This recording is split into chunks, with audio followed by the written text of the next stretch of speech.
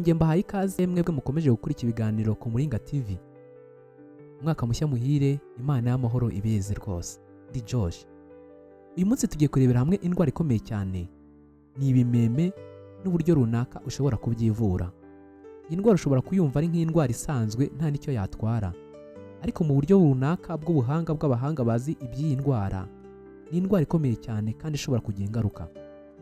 Niba warayirwaye cyangwa uzi umuntu wayirwaye, ushobora gushyikira neza impamo y'iyi ndwara. Ubundi ibimeme ngo ni indwara ikunze kugirwa n'abantu bakunda guhora mu mazi cyangwa se kwitwara cyangwa se guhora mu bisogororo, abahinga mu bishanga ndetse n'abakuntu bakunze kuba ahantu hatose cyane ibirenge byabo bisa nk'ibiri gukandagira hasi. Abahanga kuri iyi ndwara bavuga ko iterwa na mikrobe zo mu bwoko bw'imiyege, aho bavuga ko iyi mikrobe ikunze kwiturira cyane ahantu hakonje cyane nko mu bishanga, wenda se ahandi hantu mu bisagara, ibisogororo n'ahandi hantu hari imyanda. Ni indwara ikunze gufata ahantu horoshye cyane nko mu birenge, ku bantu bakunda gukandagira mu biziba cyangwa se ibishanga, bahora bambaye inkweto zifunze, bakabira ibyuya ndetse no mu bigaza. Iyi ndwara kandi ngo ikunze kwibasira abantu bafite ubudahangarwa buke cyane, abarwayi ba diyabete, ababana n'indwara zikomeye by'umwihariko izifata ubudahangarwa nka sida. Iyi mikorobe iyo ibagezeho irabazahaza cyane.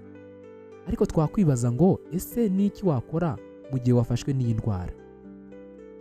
Niba uzi umuntu warwaye ibimeme cyangwa se wenda warabirwayeho, bishobora kugorana cyane kuko ngo bitamura ikirenge bikacyangiza.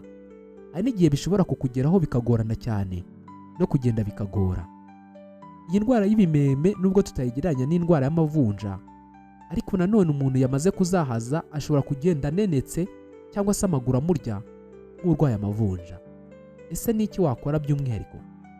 Mu by'ukuri abantu benshi bakunze kwibwira ko indwara y'ibimeme yoroheje, ariko siko biri, kuko iyo yakuze ikomeza kuzahaza umuntu uyirwaye mu buryo bukomeye. Ari nayo mpamvu uyirwaye akwiye gushaka imiti hakiri kare.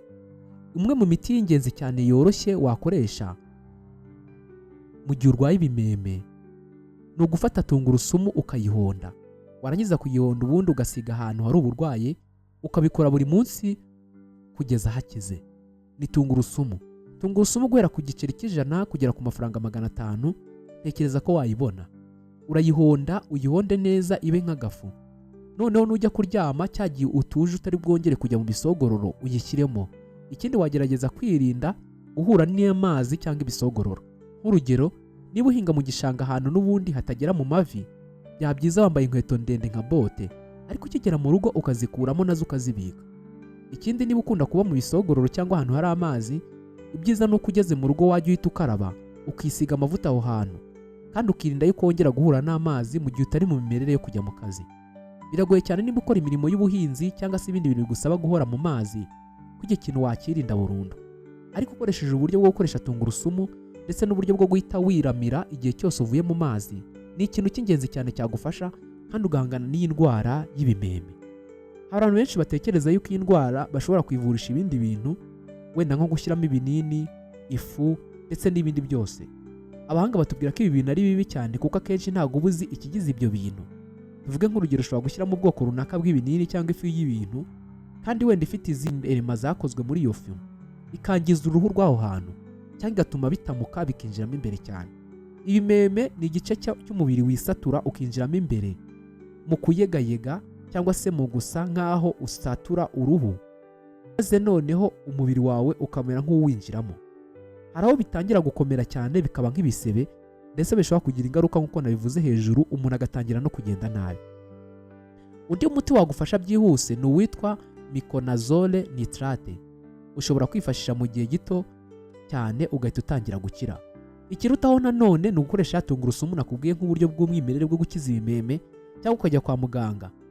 Niba kandi usobanukiwe cyane, uyu muti wa miconazole nitrate ushobora kugufasha byisumbuye. Gusa igihari cyo, niba utangiye kubona indwara nk'iyi ngiyi, byaba inyamibwa kandi birushijeho guhita wegera muganga bakagufasha. Abantu benshi batekereza yuko batajya kwivuza ibimeme, ariko indwara uko ikomeza kukuzahaza ishobora kugusigira ibindi bimenyetso n'ibindi bintu byazashyiraho ibindi bintu bikomeye cyane ku buzima. Niba bishoboka, igihe ukibona indwara iza, ugerageza kujya kwa muganga.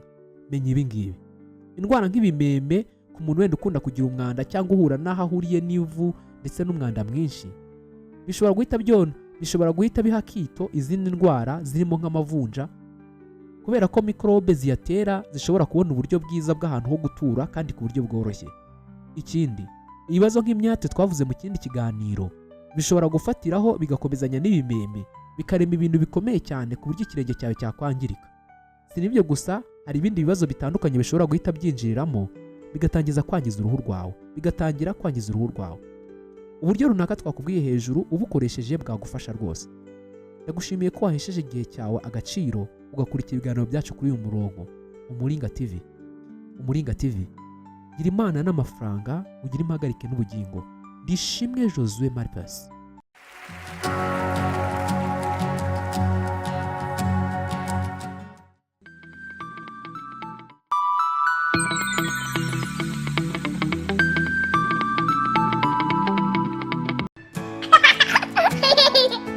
Ushaka gutangiza umunsi ibyishimo n'umuryango wawe?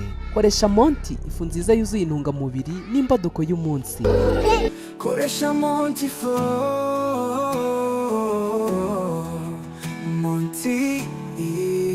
wanayikoramo n'ibindi biribwa biryoshye kandi byuzuye intungamubiri. Ifu ya Monty ifite ikirango cy'ubuziranenge S-Mark, ikozwe muri soya ikaranze, ingano, amasaka, ibigori, uburo n'izindi ntungamubiri zikomatanije mu ndemabuzima zasesenguwe n'abahanga mu by'ubuzima n'imirire ba Rainbow Health Food. Sangiza inshuti y'inkuru nziza, ibigo by'amashuri, amatsinda y'abantu babana ari benshi, ndetse no mu rugo iwawe. Ntubure Monty.